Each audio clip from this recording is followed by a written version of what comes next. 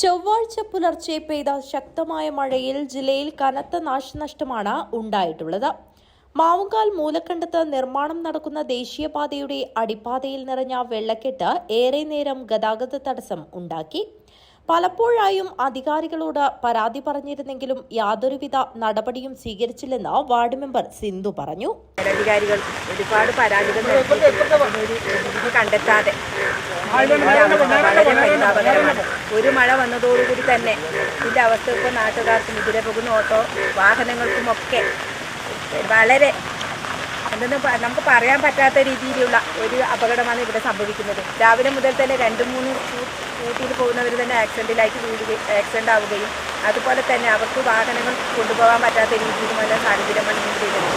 മഴക്കാലം ആരംഭിച്ചതോടുകൂടി ഇതിൻ്റെ അവസ്ഥ പരിഹരിക്കണമെന്ന് ആവശ്യപ്പെട്ടുകൊണ്ട് കലക്ടർക്കും അതുപോലെ തന്നെ അധികാരികൾക്കും നമ്മൾ പരാതി കൊടുത്തിരുന്നു. അവരുടെ ഭാഗത്തു നിന്ന് യാതൊരു ഇതും കണ്ടെത്താൻ നമുക്ക് സാധിച്ചിട്ടില്ല.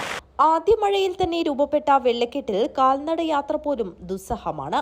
ഇനിയും ശക്തമായ മഴ വന്നാൽ വലിയ അപകടം സംഭവിക്കുമോ എന്ന് പോലും ഭയപ്പെടേണ്ടിയിരിക്കുന്നു. ഞങ്ങൾ ഈ പാലം നിർമ്മാണത്തിന്റെ അപാകത ഞങ്ങൾ ആദ്യം തന്നെ ചൂണ്ടിക്കാണിച്ചിരുന്നു. പക്ഷെ ആ സമയത്തൊന്നും ഇവർ വേണ്ടത്ര ശ്രദ്ധിച്ചില്ല. രണ്ടാമത് ഇതിൻ്റെ കഴിഞ്ഞ മഴക്കുള്ള വെള്ളത്തിൽ തന്നെ ഇതിൻ്റെ അടുത്തുള്ള വീടിലെ വാസു എന്ന് പറയുന്ന ആളുടെ വീടിൻ്റെ മതിലടക്കം പൊളിഞ്ഞു വീണു. കളക്ടർക്ക് പരാതി കൊടുത്തു, MLA മുഖാന്തരം പരാതി കൊടുത്തു. പക്ഷേ കളക്ടർ ഇവരൊക്കെ മീറ്റിംഗ് വിളിച്ചിട്ടും ഇതുവരെ അതിൻ്റെ നടപടി എടുത്ത് കാണുന്നില്ല. ഏറ്റവും അപകടകരമായ സ്ഥലമാണ് ഈ ഡ്രെയിനേജ് തീരുന്ന സ്ഥലത്ത് വലിയ കുഴിയാണ്. ആൾക്കാർക്ക് അറിയില്ല അവിടെ കുഴിയുണ്ട്. ആൾക്കാർ സൈഡിൽ പോയി കഴിഞ്ഞാൽ അതിൽ വീഴും. ഇവിടെ ഒരു അങ്കണവാടിയുണ്ട്. അങ്കണവാടി കുട്ടികൾക്ക് ഇന്ന് അത് യാത്ര ചെയ്യാൻ കഴിയാത്ത അവസ്ഥയൊക്കെയുണ്ട്. അത്രയും അപകടകരമായ സ്ഥലത്താണ് ഈ മൂലക്കണ്ടം അണ്ടർപാസ് ചെയ്യുന്നത്.